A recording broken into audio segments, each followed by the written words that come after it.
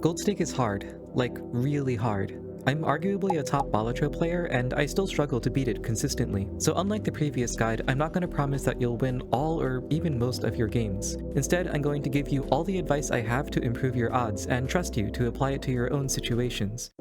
In the previous guide, I taught you how to execute the hand-independent strategy, which is a powerful way to win nearly every run at white stake. I still use it for the majority of my gold stake runs, so you should go back and watch that video if you haven't already. This video will act as a companion piece to the main guide, detailing how to optimize other details of your play to get better odds at gold stake. There are 7 difficulty modifiers in Balatro, but only 3 you really need to worry about. They are black, orange, and gold stake, which add eternal, perishable, and rental stickers respectively. Eternal jokers can't be sold or destroyed, perishable jokers are debuffed after 5 rounds, and rental jokers cost $3 per round while you hold them.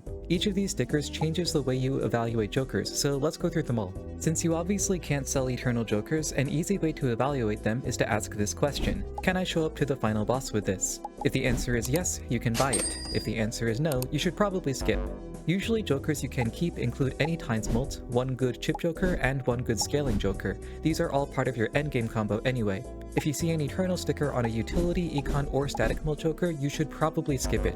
Even if it solves a short-term problem, in the long term it'll probably end your run. There's an open question about whether or not you should take an eternal joker that's strong early game in order to help you reach the end game. The idea is that even if the early joker falls off later, it snowballs you so hard that you can finish the run with a dead joker slot.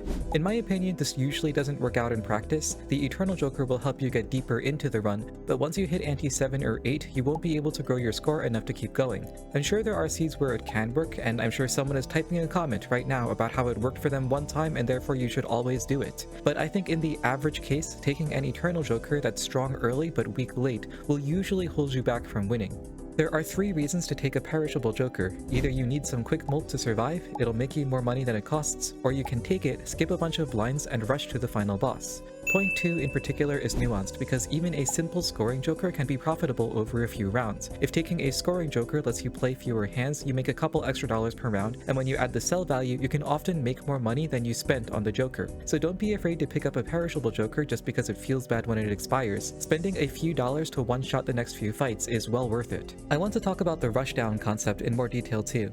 Sometimes you can turn the corner with a perishable joker and skip a whole bunch of blinds to preserve it until you reach the final boss. In theory, you can do this as early as ante 3, but realistically, you wouldn't want to until ante 5 or 6, when your build is mostly set and you just need 1 more key card to win the game. For example, I've had runs where I saw a perishable blackboard in ante 5, and since I knew the 3 times was enough to bring my score above 400k, I just skipped every non-boss fight until the final boss and won. Rental jokers are the hardest to evaluate because it's hard to know how much a dollar is worth without a lot of experience. As a general rule, the more set your build is, the happier you are to take rentals. That's because by the end of the game, you're less concerned about optimizing your economy and more concerned with squeezing out value by any means possible. For this reason, rentals are easier to take in the later antes. It's almost never worth it to take a rental before ante 3, because your economy will be so terrible that you'll never be able to re-roll into good jokers. Overlapping stickers are a pain, and you should basically never take them, and honestly, I think the possibility of overlapping stickers should be removed from the game. Rental/perishable is terrible because you take perishable jokers for a short-term gain, but the short-term gain gets cancelled out by the rental effect. Similarly, rental/eternal will tank your economy for the rest of the run.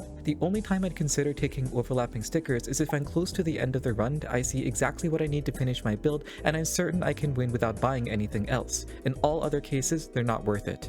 So to summarize how to think about stickers, buy eternal jokers if they make sense with your long-term plan. Buy perishable jokers if they give you early momentum that you can build on later, or to rush to the final boss. Buy rental jokers if you're confident that the money loss won't cripple your run. And if you're not sure what to do, I'd just buy the joker. The worst that could happen is that you learn from the experience and come back smarter next time.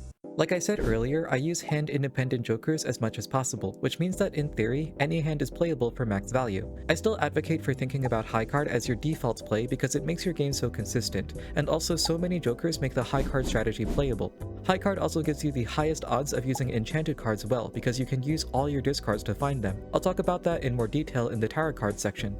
In my experience, you can't really rely on 5-card hands because there's no way to be certain you'll draw them, and getting just one bad round where you can't draw a straight is enough to end your run. And if you try to use jokers like Shortcut and Four Fingers to improve your odds of hitting a 5-card hand, then those jokers are taking up slots that could help you score better, and ultimately they hurt more than they help.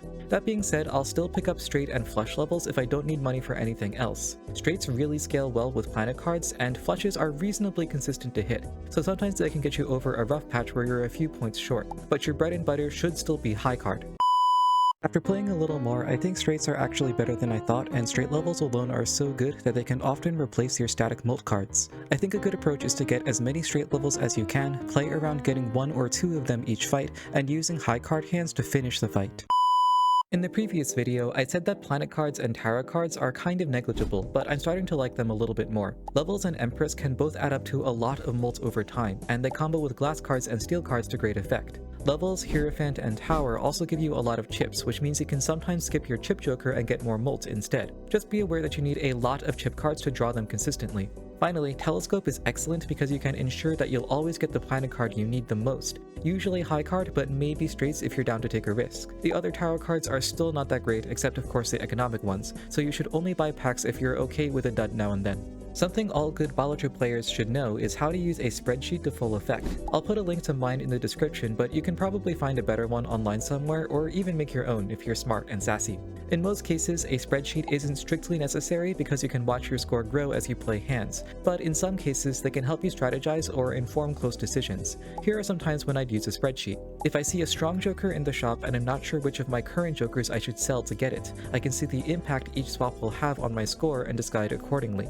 If I want to know how my score will grow as a scaling joker grows, for example, whether a green joker at 30+ will be enough to finish the final boss with my current build. If I'm considering selling an economic joker for a scoring one, I can compare my current score to the next fight, and decide whether I need the points or if I can hold on to the economic joker and make a few extra dollars. If I'm not sure I can beat the next boss, and whether it's okay to take the fight as is, or if I should spend my savings to try to get a few extra points. Spreadsheets are powerful because they add a lot of information to your game plan. Some may say they're unfun or against the spirit of the game, but gold stake is kind of unfair already, so I think it's fair to use every resource at hand to beat it. A quick note on Blue Seal. I've heard people say it's broken in the new patch, and I do think the best case for Blue Seal is really strong, but the average case is mediocre at best. First of all, in order to even get a Blue Seal, you need to find a Spectral pack in the shop and hope you see Trance, which is already low probability. Then, even when the Blue Seal is in your deck, you won't always be guaranteed to draw it, nor guaranteed to play your desired hand as the last hand. There will be runs where the stars align and you get 20 levels from Blue Seal because you just always hit it exactly when you need it, but those runs are rare compared to the ones where you don't see it or don't draw it often. In short, Blue Seal can be game-breaking, but it usually won't be, and it can't really be an anchor for your strategy. Finally, I want to talk about your mentality going into Gold Stake. This applies not just to Balatro, but to any game you take seriously, and even life in general. It's easy to look at a game like Balatro and phone it in for some decisions. That is, to look at a complex board state and go screw it and guess your way through it. I've seen people do this in Balatro, in chess, in StarCraft, in League, in any game you care to name. What you have to understand is that every time you do this, you're holding yourself back. Yes, it is difficult to think hard about a position, and it's difficult to reach the limit of your brain and to keep pushing past it. But that's what it takes to get smarter, in Balatro and in any other aspect of life. When you find your brain getting tired, keep pushing to make smart decisions anyway, because every time you push against your limit, your mind gets a little bit stronger. Thanks so much for watching to the end. I think I'm going to take a little break from Balatro videos since I have a lot of other cool projects I want to try. If you have any questions about Balatro or Gold Stake, leave them in the comments and I'll get to them as soon as I can. If you want to support this channel and help me keep eating food and stuff, feel free to check out my Patreon, but if not, that's cool too. Catch you in the next one. Bye bye.